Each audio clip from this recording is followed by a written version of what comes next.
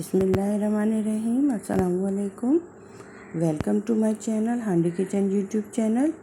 आज हम सर्दियों की एक और सौगात लेके आए हैं, गाजर मेथी आलू। ये बहुत ही सिंपल तरीके से बनती है। आइए इसको बनाना शुरू करते हैं।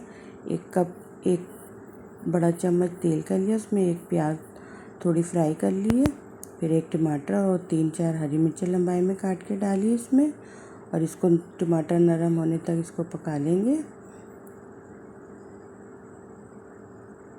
जब टमाटर थोड़े नरम हो जाए फिर हम इसमें मसाले डालेंगे। ये बहुत सिंपल मसालों में बनती है, बहुत ही मज़ेदार बनती है सब्ज़ी।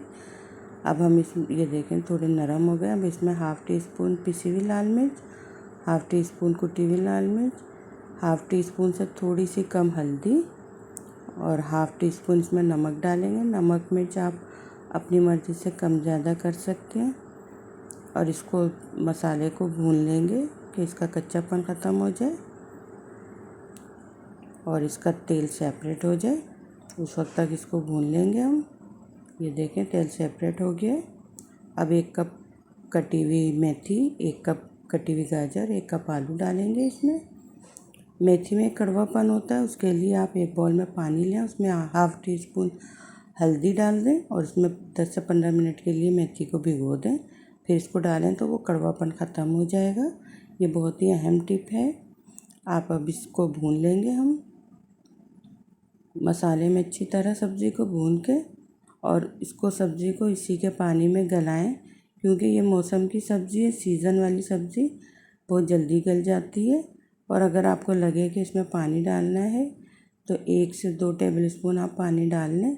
मैंने इसको बग़ैर पानी में लो फ्लेम पे इसको पकाया है। इसको अच्छी तरह भून के और ढक के इसको उस वक्त तक पकाएंगे जब तक सब्ज़ी गल जाए।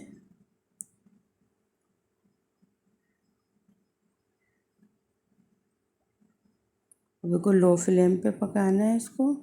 और बीच में मैंने 1-2 दफ़ा चम्मच चला लिया था। और ये देखें सब्ज़ी पक के तैयार हो गई है। ये देखें आलू भी गल गए हैं। काट के दिखाती हूँ मैं आपको।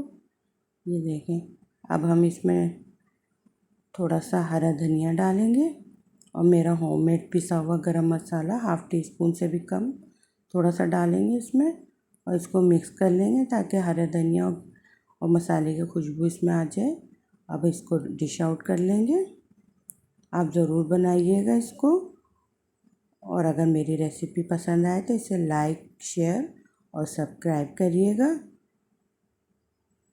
और आप ये ज़रूर बनाइएगा, इतनी मज़ेदार बनती है कि आप 1 रोटी की जगह 2 रोटी खा लेंगे। बहुत ही मज़ेदार बनती है। आप ज़रूर बनाइएगा। मुझे अपनी दुआ में याद रखिएगा।